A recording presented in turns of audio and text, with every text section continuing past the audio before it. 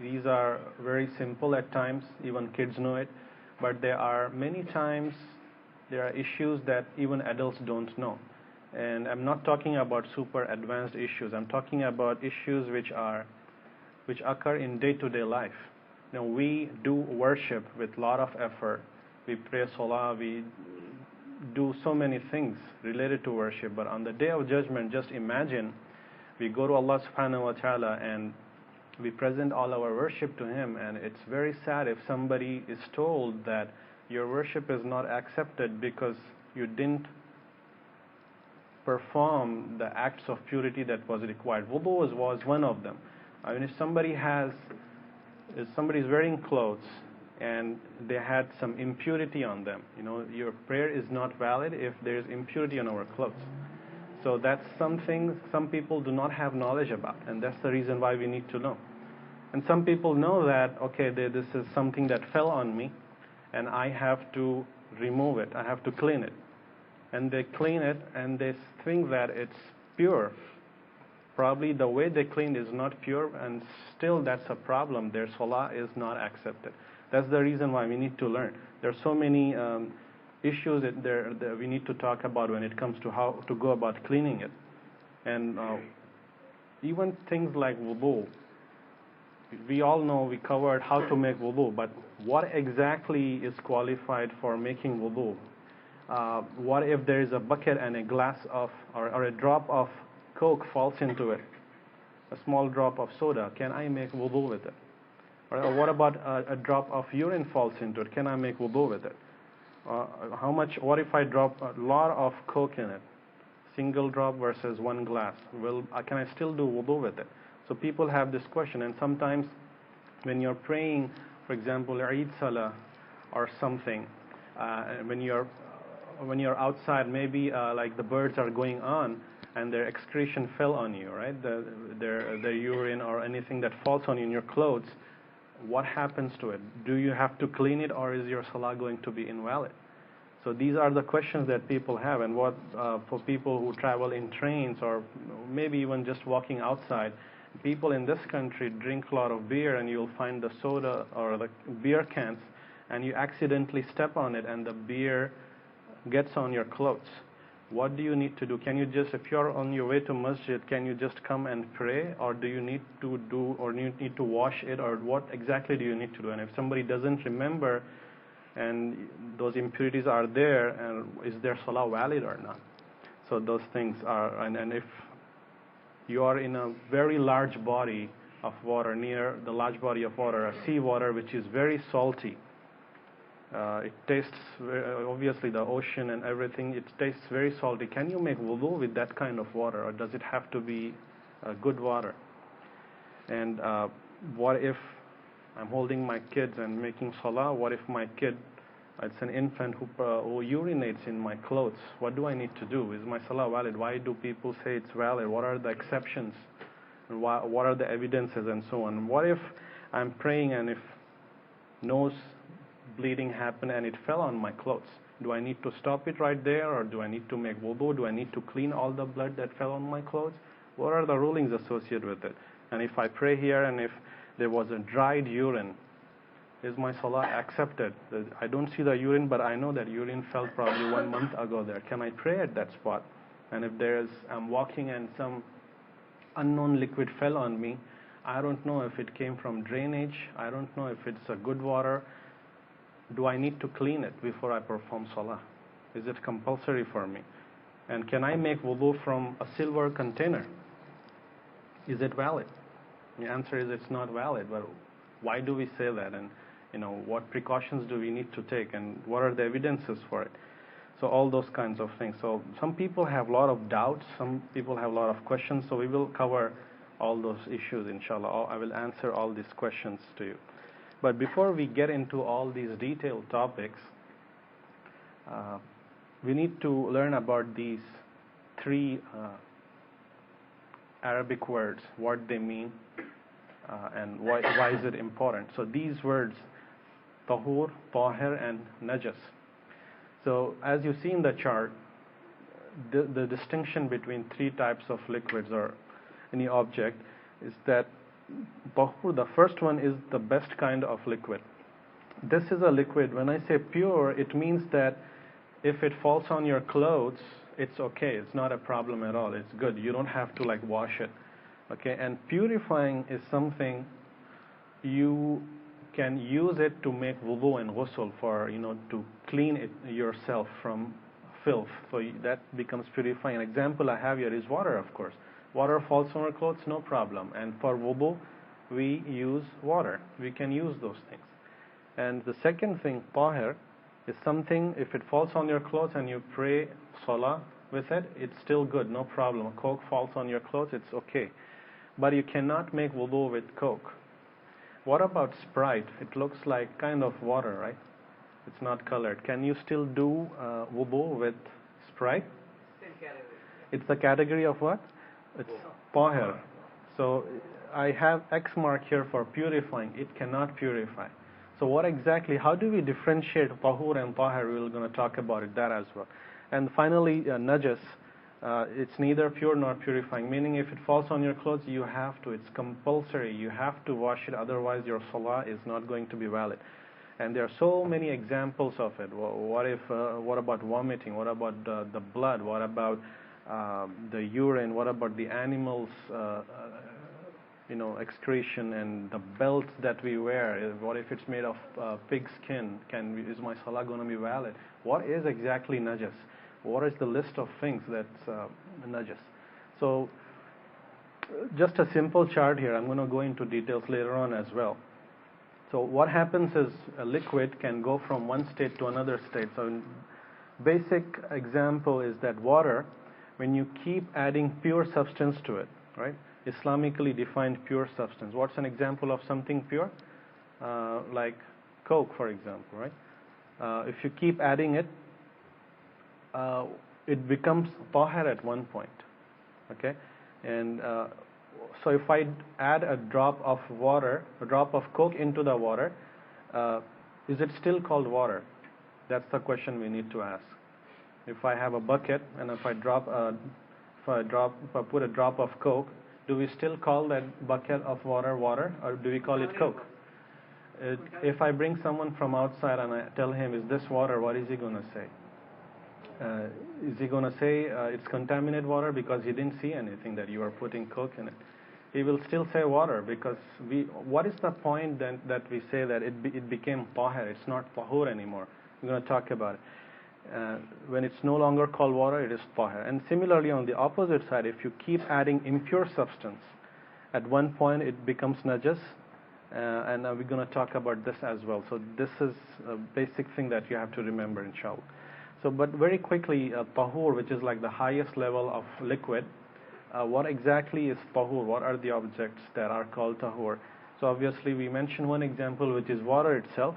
The other example is different kinds of water, basically Zamzam water, the rain, snow, hail. So if somebody makes wudu with snow or hail, it's still valid. I mean, the medical issue is another thing, but it's still considered water. And sea, ocean, anything naturally occurring water, it is tahur. It is pure and it is purifying. The groundwater and tap water. Tap water, for example, what the water that we have in our tap, right? This is not real water. It goes through water plants, and chlorinated water also they call it. So they put something in it, some objects in it. So can we still make wudu with it, because it's not real water? So we can still make wudu, because if I take that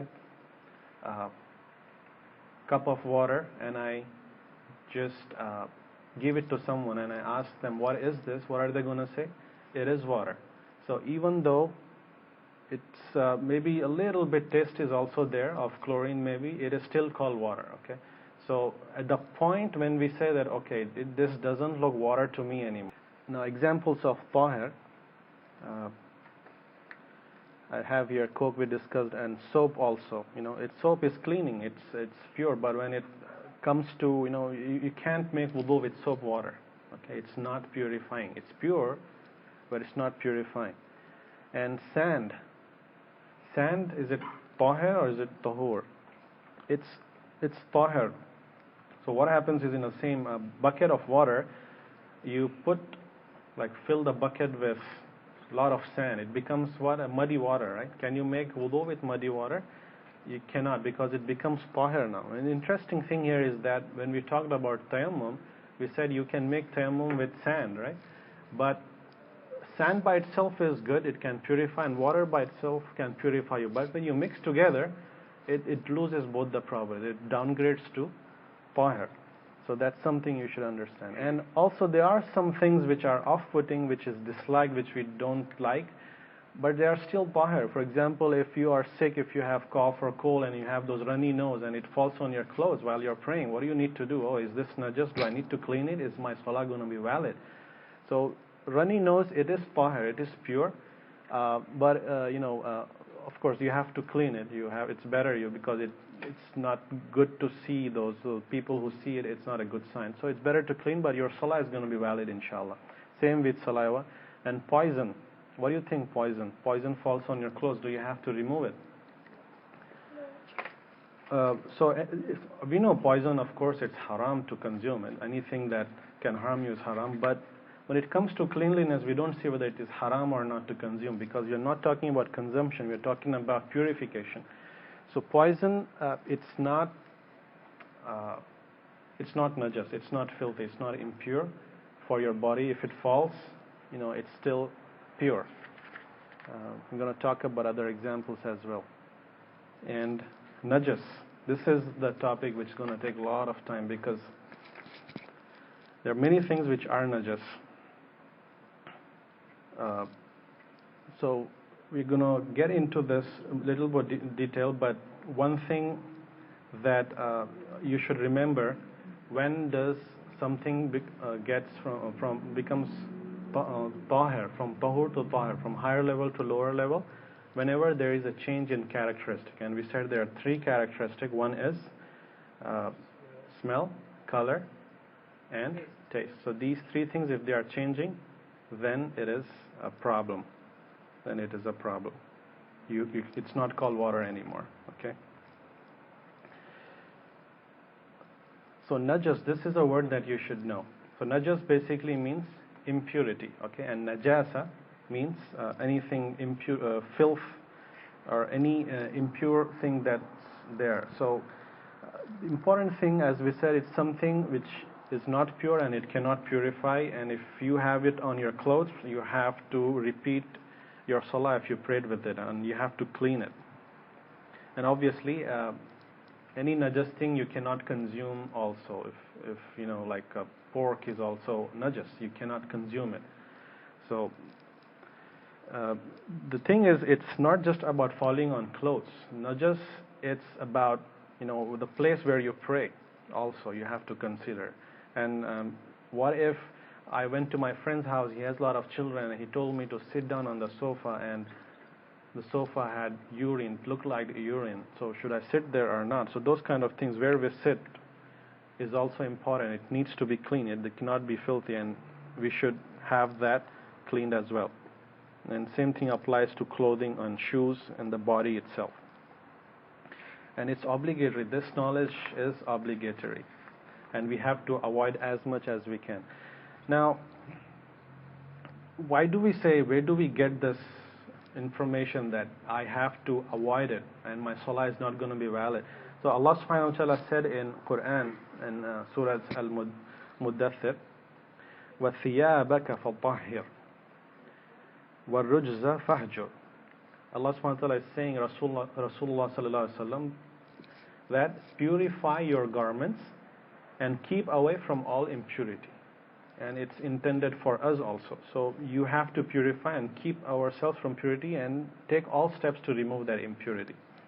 Before we get into examples, this is another chart, how we go about knowing which one is najas and which one is not. When we add some najas to water, now this thing, right thing here, if it's a running water, if you have a river which is going, right, flowing, if najas falls into it, it still remains tahir, it is still pure, no problem. So you see, like you are in a river and you see on the end of the river there is probably a dog which you see, maybe it's urinating or licking from the river.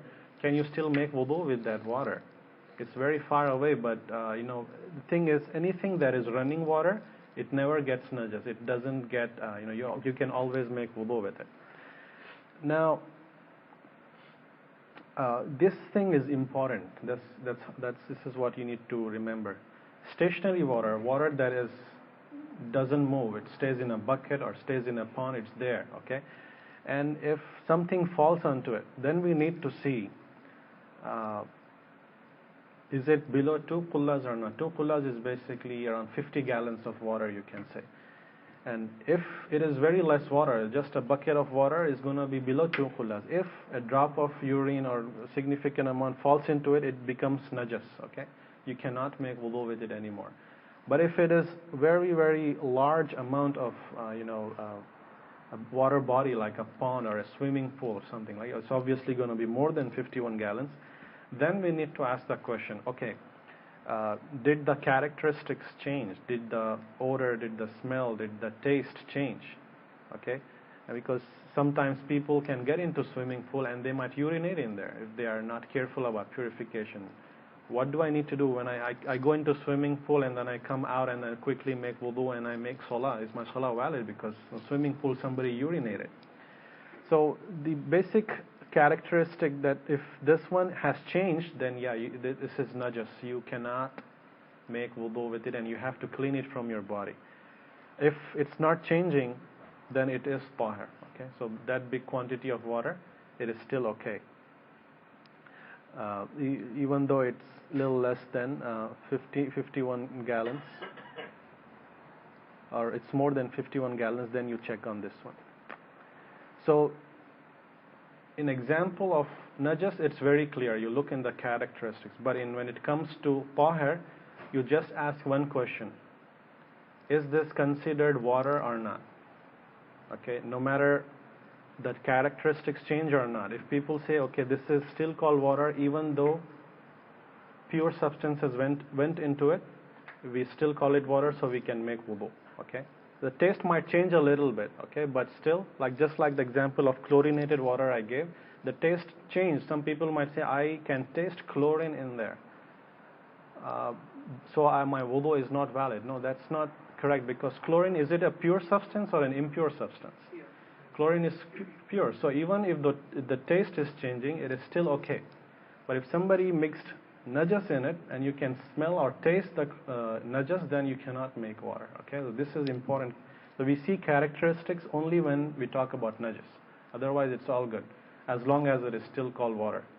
Urine also, we say anything that is in liquid state, this is what we call najas. Okay, so if a urine has dried, for example, in order for that impurity to come on your body, there has to be something wet. Either your sweat or there is something wet should be there for that impurity to come on you. Otherwise, it remains pure.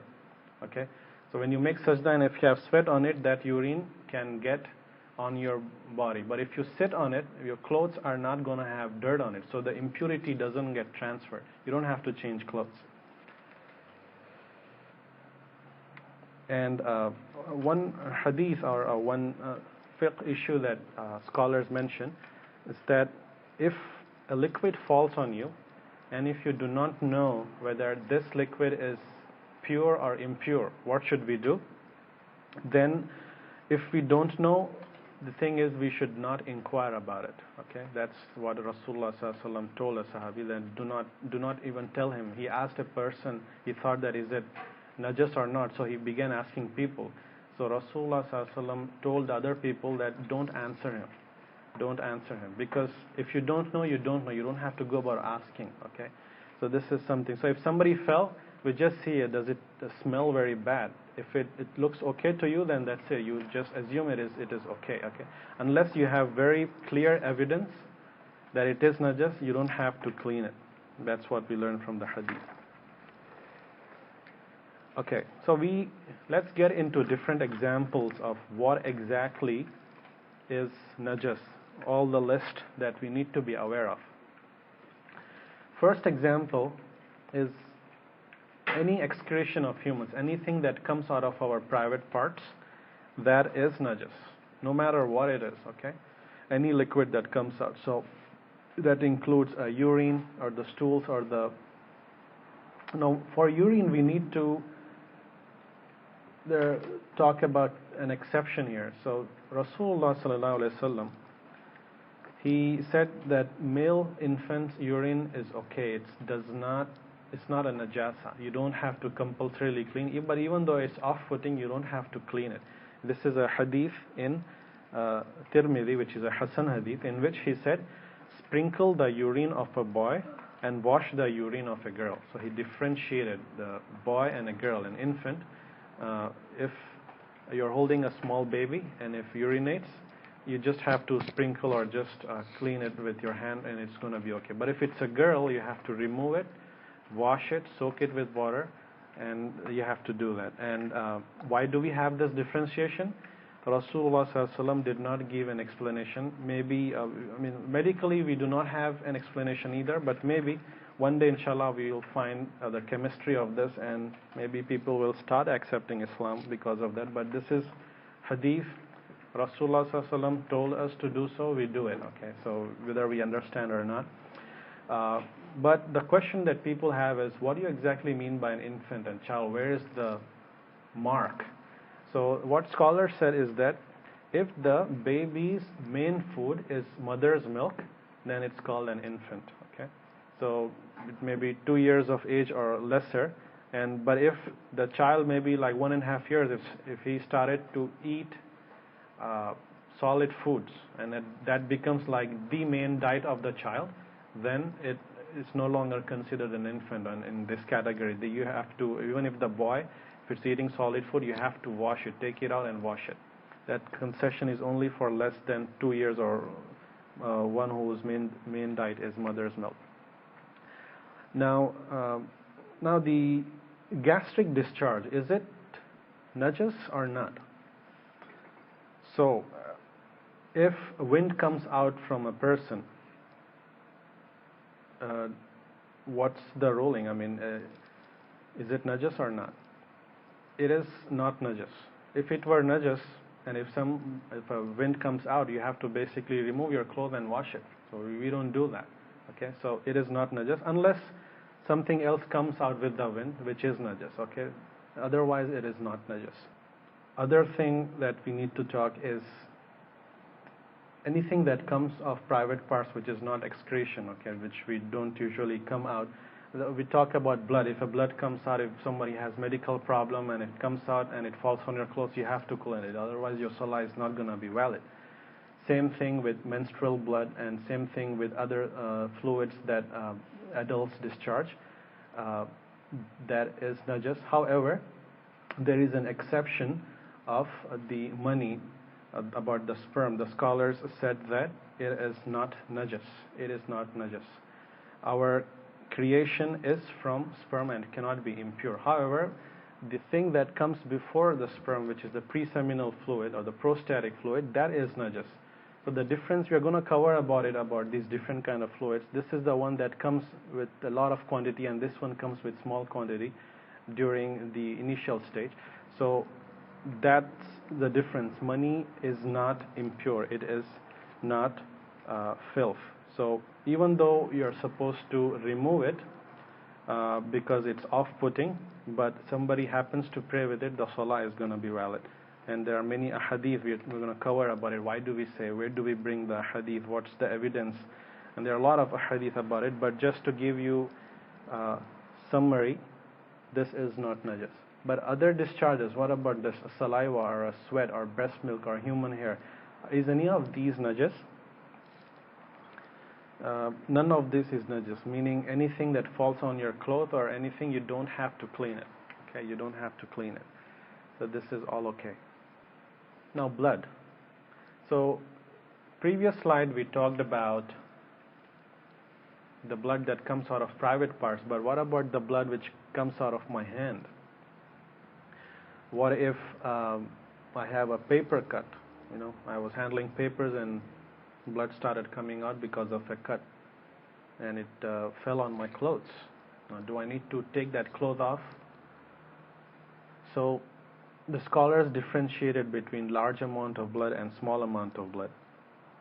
And basically any blood that pours forth in large quantity, then it is considered najas. But if it's a small quantity, blood from the nose or from the gums or from the paper cut, it is not najas, it is okay. It's good to clean it because it's off-putting, but your salah is going to be valid. What about vomit? If anybody vomits, and if a child vomits, for example, on you, and it's salah time and you're rushing, you just clean it very casually and you come to salah, is your salah going to be valid? Or if you yourself did vomit and some of it fell on your clothes or something, what do you need to do? So vomiting, scholars had little different opinions on that one.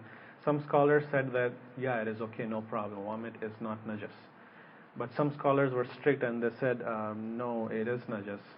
But the Imam Malik, for example, he used to say that we look at the vomit itself. If the vomit is, it's like digested food and it smells very bad, right? So that is najas. But if it's like you just ate it and you just threw up immediately, right? That's a vomit too. But so that is not najas. So different opinions basically. There is a hadith about it that people usually quote, that vomit and this needs to be washed, but it's a da'if hadith, so we cannot base a fiqh ruling on a da'if hadith. So used water. So I have this bucket of water here, and somebody comes and starts to wash his hands or make wudu with it, and he dips it in the water and he takes out and he washes his hands, and maybe the water falls into the same bucket while he's making wudu or washing.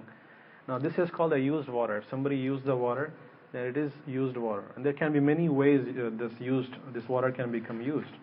And same thing if somebody had like a big glass and they drank it with their mouth, right? And they left it, and then you say, okay, well, why don't I make wudu with this water? Because that water touched his lips. Now it's a used water. Can I make wudu with this kind of water? So the answer to this question, is it najas or not?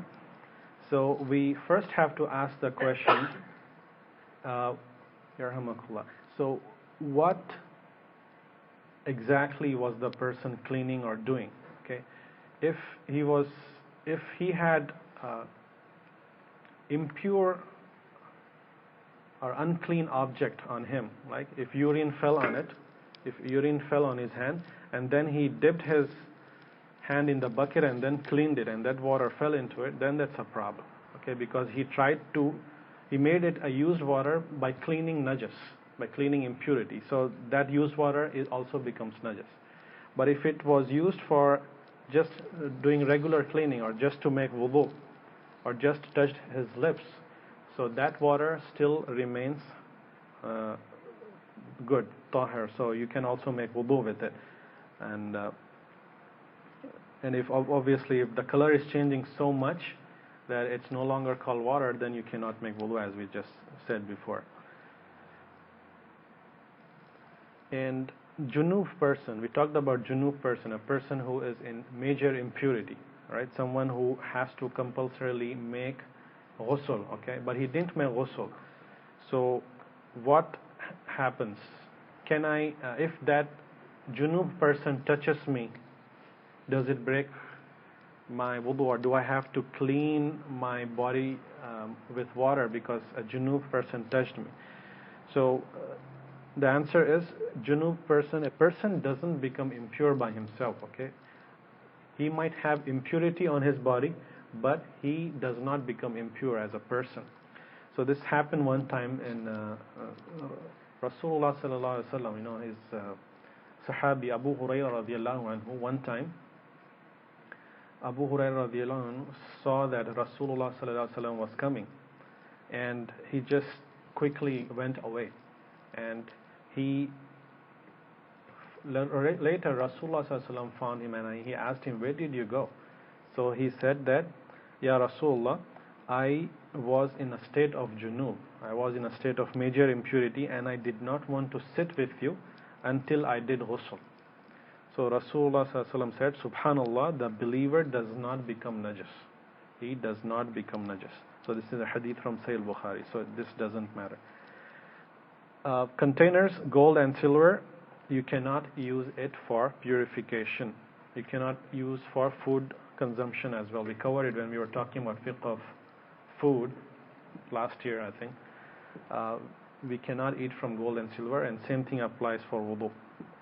You cannot do it. And what about non-Muslims? So you're traveling and you don't know where you are, and it's time for salah. You go into someone's house, knock it, and you say, "Can I get some water? I need to make wudu." And that person happens to be a non-Muslim, and he gives you a jug or a bottle of water, which they use in their home. Can you make wudu with it? So the answer is yes, you can make wudu with it. It's not a problem, even though they might be using it for other things, but in general it is okay to use it unless you know that it smells something bad or something. Because this happened to Rasulullah sallallahu alaihi wasallam, wherein he was traveling, and there was a mushrik woman who was passing by, and he drank from the water. She had a leather vessel with her, so he drank from that and also made wudu with that water from that non-Muslim woman. And this hadith is in Sahih Bukhari. But if we see all the different hadith, Rasulullah sallallahu alaihi wasallam basically saying that if it is possible to avoid non-Muslims containers, it is better. And if you get it, then try to at least wash it. Okay, wash it. If you can't even do that, then it's okay, you can use it. That's in hadith in Abu Dawud, that if you can find other vessels, eat and drink from them. But if you cannot find anything else, then wash them with water and eat and drink. The problem is basically these people do not have any problem drinking alcohol and pork, which is najas. So we have to be careful about that. Okay. What about silk? Is silk prohibited for men to wear? It is prohibited. What is it considered najas? If just before salah, if the silk cloth fell on my clothes or on my body, do I have to do something?